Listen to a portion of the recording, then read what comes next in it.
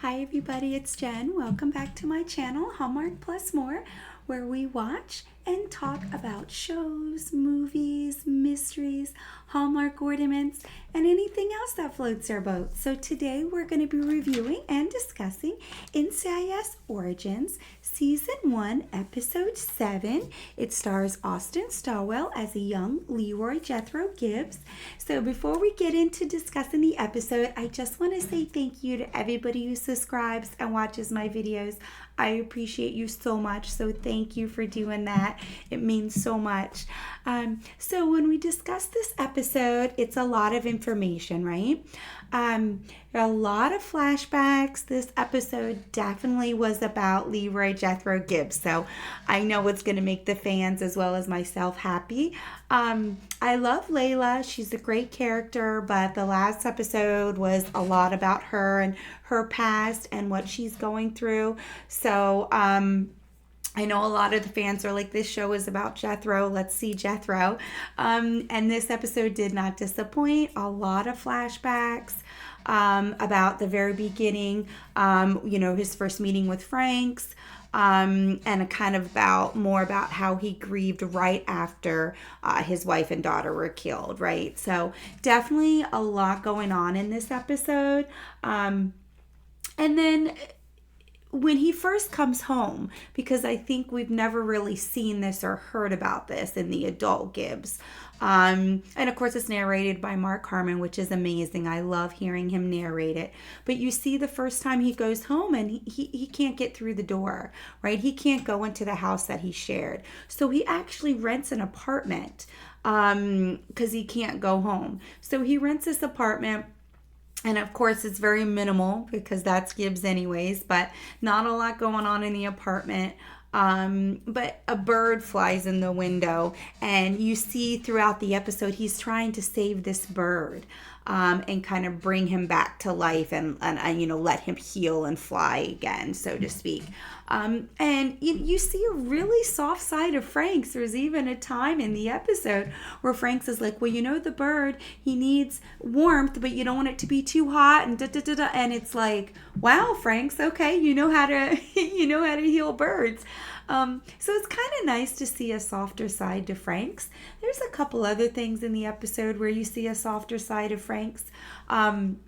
So it's always nice to see that, because you'll probably hear me say, if you've seen my videos, Frank's is a very sexist guy, right? He's always been that way, and you've seen it, the way he treats Lola, the way he treats Mary Jo. He loves these women, he appreciates them, but he also talks down to them. It's like he appreciates what they do, but he also feels like, it's a boys' club, it's a guy's world. So, but seeing that softer side of him lets you know that there's more dynamics to him. It's almost like Frank is an onion. You peel off layers and you're like, oh, wow, okay. He has a softer side. And you do see that later on with Trish, or Tish, his live-in girlfriend. I don't think they're married, but we don't really know at this point. We just know that they're together and they've been together for some time. So the case is, the ending and the case itself is a little sad. It's about an older woman in her 80s.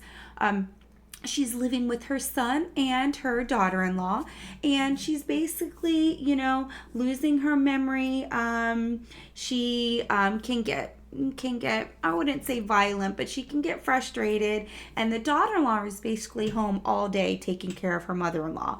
And for people who are married and have mother-in-laws and father-in-laws and daughter-in-laws, if you're a grandparent, sometimes, that can be frustrating at times, so to speak, but you still love them, they're family. But this old lady was found on the side of the road, right? Money was taken. You think it was a robbery, but she's found over the guardrail at night. So you're kind of like, what happened? Did she kind of get disoriented? Did she walk away from the house? Did she get lost? Did a car steer off the road and hit her? Like, you kind of want to know, like, what was this old lady doing at night on a road? So, and of course, it goes back to your own family members. Everybody has parents, everybody has grandparents, and you kind of go, oh no, were they disoriented and left the house? So you kind of wonder what's going on there, and you want to find out what happened to her.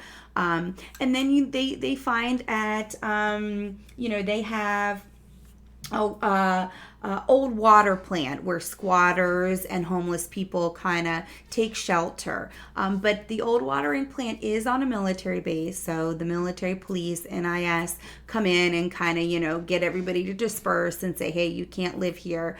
And that's where they find this guy they call Lefty Hollis. And he had blood on his shoe. They said he was around there. So they're like, oh, he has blood on his shoe. Did he have anything to do with it? Turns out he didn't have anything to do with it. He got a bloody nose, but he did say he saw a big guy. So everybody's like, oh, okay, well, you saw a big guy hanging around. Like, that's not really a lot of information to go on. So once they got the blood tested and it wasn't the old lady's blood, it really was Lefty's. He really did have a nosebleed. He has a condition. So they're like, okay, it's kind of a dead end. But they feel like he's not telling the whole truth. You said you saw this big guy, but what else? So, Franks kind of thinks he's got more to tell, which he does. Franks has good instincts. And he says, well, I did see something else, but I don't think it had anything to do with it. And then, of course, you find out, it was a blonde, but I don't think had anything to do with it, and it was. So you basically find out the daughter-in-law had been left home with her mother-in-law all day, every day for months, and she had basically had enough. She was very mean. She was always yelling, disoriented. So she actually kind of, I guess, shook her when the woman was yelling at her. And I get it. Everybody has a breaking point, right? If you're home all day with your mom or your grandmom, or in this case, your mother-in-law, and she gets really angry or violent or doesn't know who you are, and you get upset. So I understand where the daughter-in-law was coming from. I don't agree with what she did or how she tried to cover it up, but I guess she tried to shake her, or was just like, stop, stop yelling at me, stop hitting me. And she fell back, hit her head, and then the daughter-in-law put her in the car and basically threw her over the guardrail to pretend like somebody else hit her. So, that was definitely not okay. I understand the anger, being upset. But if you hit her or you pushed her and she fell by accident, you call it in. You don't fake an accident or fake like she was abducted or she tried to make it seem like she got disoriented and wandered off, which obviously she didn't. But so it's a sad situation. My heart goes out because the lady was disoriented and she got angry. She didn't know who she was or who her daughter-in-law was, or angry for trying to take care of her. So I feel like I understand where the grandmother, the mother-in-law was coming from. I understand where the daughter-in-law was coming from. So you can kind of see both sides of it. However, you just have to be honest. If you were, if you pushed one another and she fell, then just be upfront with it. Don't try to pretend she got disoriented and leave her on the side of the road. So, I understand to a point. I understand the anger. I understand being locked in a house all day for days, weeks, months. But still, I don't agree with what happened and how she took care of it. And I think it was a little sad for the son, too, to find out that your wife not only pushed and killed your mother, but then she tried to cover it up. So, obviously my heart goes out to the son and everybody involved, but there's a lot of backstory and flashbacks that go on in this episode as well. You hear a little bit of backstory of Tish, which is the woman that lives with Franks. Franks goes over to the house because Layla was getting her hair done, and Franks didn't want to be there while Tish was cutting her hair. So he went over to talk to Gibbs and kind of helped with getting the bird, getting it back to life and letting it get its wings back. So you kind of saw that softer side. But then Tish was like, hey, there's this file that's been at the house. Do you know if it's for an open case? And Layla's like, no, I don't know what it's for. So this is where you see a confrontation over Franks and Tish.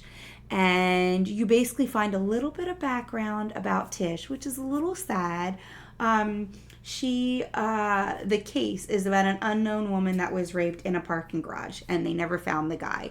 And that was Tish. So Franks is basically going behind her back and trying to find the guy that raped her, which was a good gesture. You know what I mean? I mean, Franks is mad. This is his woman and somebody mistreated him, and he wants to know who it was, and he wants them to pay. However, Tish is like, this was years ago. You need to let it go, move on.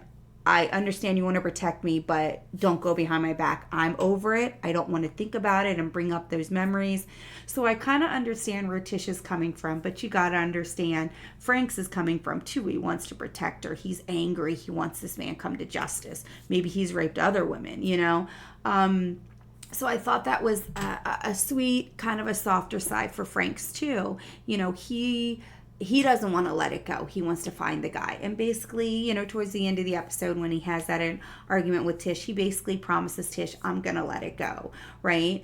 And then you also see another flashback. This episode is loaded with flashbacks of Leroy, right? We talked about how he had to get an apartment because he couldn't even walk in the house when he got came back from the States and from being in the military, hearing about his wife and daughter, but also being injured and being discharged.